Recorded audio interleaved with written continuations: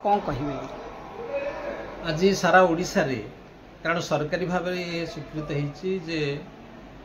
April 11 हूँ छेनापोड़ दिवस। आज भुवनेश्वर ये जयदेव भवन रे पालित है छेनापोड़ दिवस एवं ओडिया मीडिया प्राइवेट लिमिटेड सहित ओडिशार जो आमर अच्छे नयागढ़ विकास मंच ये दुईटी मिसिकी या पालन कले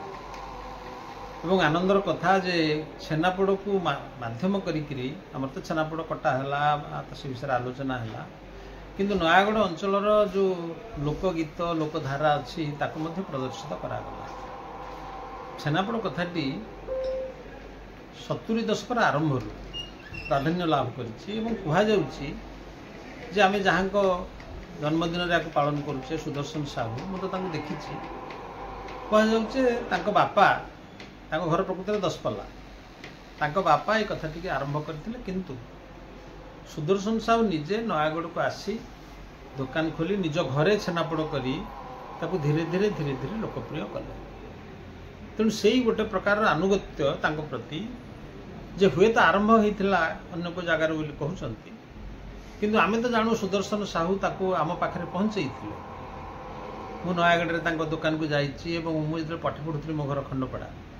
मु पाठ पढ़ुला बेले खंडपड़ार लोक आसिक नयागढ़ छेनापोड़ नियंती खाली से नुहे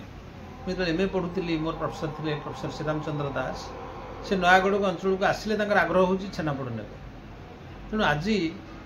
सारा ओडिशा रे छेनापोड़ लोकप्रिय होती खाली ओडिशा कहले भूल हम भारत वर्ष रे लोकप्रिय होती जो मैंने आमर आसुचंती बाहर विभिन्न विदेश रे आमर ओडिया पिला माने रहिले से माने गला बेले आग्रह करुचंती जे आमे छेनापोड़ साथी नहीं जीव छेनापोड़ को लेकर साई पड़िशा से बांटुंट आज जाए शुणी कौटी किए कहार छेनापोड़ भल लगे अन्न मिठापी जमी आम रसगोला किए हुए तो बद करुच्ची ना ये आरंभ होता से आरंभ होता किंतु छेनापोड़ को लेकर बद किसी ना छेनापोड़ जे नयागढ़ गौरव और जो कहते जो नारा दि जाए नयागढ़ दरब आमर गौरव प्रकृत में नयागढ़ छेनापोड़ गोटे नुआ परिचिति देती गोटे गौरवर कथा एवं मो पाखे ठिया होती गोपाल महापात्र से गोटे भल कथा आज कहते कहले से जगार क्षीर गोटे नुआ प्रकार मिठा ता भर अच्छी कारण जो गाई मैंने से अंचल गोटे नुआ प्रकार घास हुए गंडी बेड़ घास से घास खाइबा फल नई गाई मैंने जो क्षीर दिखती तार मिठास अधिक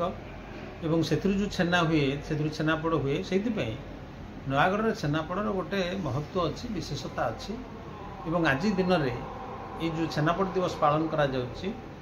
ये प्रकृति में हूँ ओडिशार गोटाए महत्व गोटे गौरवर कथा आमर जोटी जोटी गौरवर कथा अच्छी से मन पकई आम पालन करने कथा ताफल मन में गोटे गर्व आसो और परिचय बोध आसो। ठीक है सर थैंक आज ये जयदेव भवन रे छेनापोड़ दिवस पालित होइछि एथिरे मु अतिथि भाव जोग देइथिली। मोर ये कहबार कथा आमर ओडिशा रे जिते सब पारंपरिक मिठा अच्छी ता भितर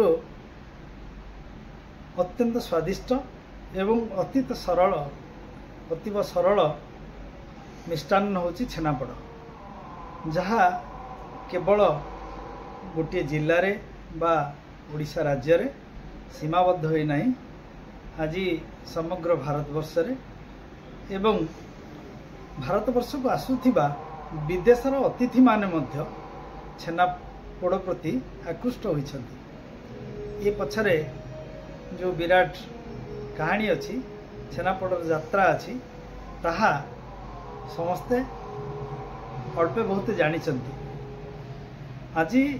एप्रिल 11 तारीख रे जो महान व्यक्तित्व सुदर्शन साहू स्वर्गत सुदर्शन साहू का जन्म दिवस को सर्वसम्मत भाव छेनापोड़ दिवस भाव आम पालन करुँ संस्पर्श आसी आम जिते हाईस्कल छात्र थिलु सुदर्शन मौसांकर वंशज माने पुओ पुत्रा माने से माने सब मोर सांग थिले विद्यार्थी थिले तेणु तांकर परिवार सांगरे मोर प्राय परिचय रही एवं पिलादिन छेनापोड़ सांगरे सुदर्शन बाबूंकर उद्यम जोगु समस्तंकर परिचय धीरे धीरे बढ़िला एवं आज ताहा विश्वव्यापी परिणत हो। आशा करुच्ची केवल छेनापोड़ नुहे आम ओडिशार जेते सब पारंपरिक खाद्य अच्छी जेते पारंपरिक मिष्टान्न अच्छी आमर जहाँ नूतनत्व अच्छी आमर जहाँ विभव अच्छी ताहा विश्व दरबार रे पहुँची पारे एभली नयगढ़ छेनापोड़ दिवस पालन यथार्थता रही। सर जीआई टैग को मान्यता मिली ना आपण चेष्टा केते दूर कर जीआई टैग पाइबापी उद्यम अब्याहत रही विभिन्न स्तर रे दिया जाउची। सरकार मध्य जीआई टैग पाई छेनापोड़र जीआई टैग पाई चेष्टा करुचंती। ए संपर्क रे चिट्ठी लेखा जाइची आहुरी समस्तंकर उद्यम दरकार जा फल आमर जीआई टैग मिलिबो एवं छेनापोड़र स्वीकृति आहुरी विश्वव्यापी हो। Thank you sir. किसी लोग भी अलग ढंग से कर विवाद से किसी मनमालिन्य आसो ना पुणी थे आप मिसी देखो आम जो उत्पाद को लेकिन सेलिब्रेट कर मिठा तो ये मिठा दिन में छेनापोड़ दिवस गोटे मिठा दिवस मिठा दिन में मुझे तिक्तता विषय किसी कहवाक आदौ पसंद करी बरम जदि भी किए पालन कर भिन्न तारीख में मुझे कहि 365 दिन पालन करूँ किसी असुविधा नहीं।